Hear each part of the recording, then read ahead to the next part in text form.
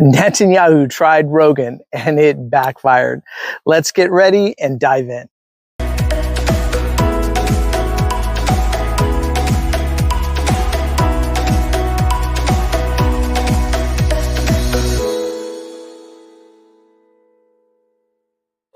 Hi guys, welcome back to The Baseline. Thank you so much for joining me. Hope everyone's having a great day, a great night, a great life. All right, let's get into this, guys. Here we go. And here's the question. Are influencers the new journalists or a high-def PR puppets? Because when Benjamin Netanyahu, the Prime Minister of Israel, ends up on the full send, best known for beer pong and bros before briefings, you've got to ask yourself, what is the actual play here? What in the world is going on? And then you find out Donald Trump reportedly helped make it all happen. Now you start seeing the strings and suddenly the algorithm isn't just broken, it's becoming weaponized. Now, here's the story. Netanyahu lands a sit down with the full send crew. They allegedly get a list of talking points, not questions. Now, here's what we want to ask the prime minister. And then they just roll with it. Netanyahu runs through his greatest hits like he's on tour. But this time, the crowd boos. Even their own audience was like, no, we're not having it. We're not buying it. And cue in damage control, because they started reaching out to far-right figures like Nick Fuentes, then lurched left to try and calm Hasan Piker's crowd down. Suddenly, these guys were like interns at a PR crisis, fumbling statements, DMing creators, trying to spin, no, we were just hearing both sides.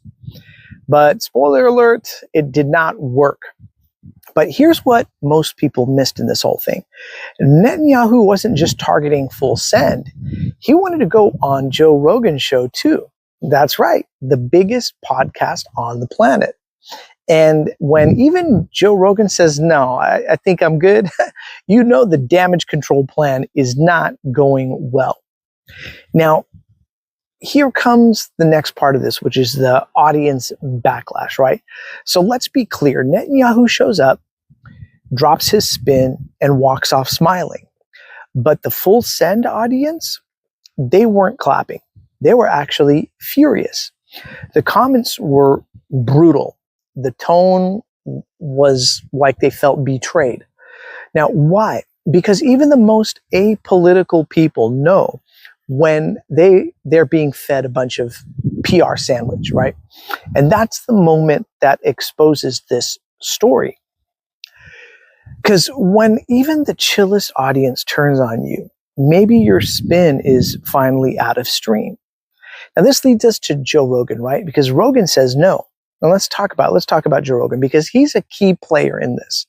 Now, love him or hate him, Joe Rogan is a cultural megaphone, right? He's had Kanye West, Bernie, Elon, Alex Jones. He's even invited Kamala Harris. And to her fault, she really fumbled that one, right? But here's what matters. Rogan reportedly turned down Netanyahu. And that's not nothing. Now, Netanyahu's son, Yair, didn't take it well. He called Joe Rogan afraid, accusing him of hosting every neo-Nazi, and painted his dad as the real victim. But that's not a serious critique, right? That's PR panic with a side of entitlement, a big side of it. Because the truth is, Rogan saw what we've all seen, the footage, the headlines, the accusations, and whatever your politics are, there's no unseeing war zones. And in that moment, Rogan made a decision. He said no. And credit where credit's due, because he didn't have to do that. He could have had him on the show. Now, the system is interesting, right? Because Joe Rogan, perfect? Of course not. Nobody is. He's also the guy who gave Trump a cozy conversation with little challenge. But let's be fair, he also offered that same mic to Kamala Harris, and she hosted voices across the spectrum from progressives to libertarians to just plain weird. So this isn't about Joe Rogan being bad or anything like that. It's about this. When you have a platform that big and that powerful and that culturally influential, you're no longer just a guy in the room. You're the filter, you're the legitimizer, whether you want to be or not. And that's where things get complicated, because you might think you're just shooting the, stuff to millions of people, but that's the news right now. And the world leaders in crisis, it's no longer like, that's not conversation, that's clearance in a way. So when Rogan did draw the line with Netanyahu, it said something. Even if imperfect, it showed a line does exist, and that matters. But that brings us full circle, doesn't it? Because even if Joe Rogan, like the king of unfiltered conversation, can spot the propaganda coming from Netanyahu, well, why didn't Full Send? Why did they roll out the red carpet for a leader under global scrutiny, then panic when the audience called it out? Well, here's the hard truth. We've hit an era where influencers are now public gatekeepers of trust. And if they're not careful, if we're all not careful, they become mouthpieces, not just for ideas, but for image rehabilitation, for spin, for statecraft, for sanitizing the unspeakable.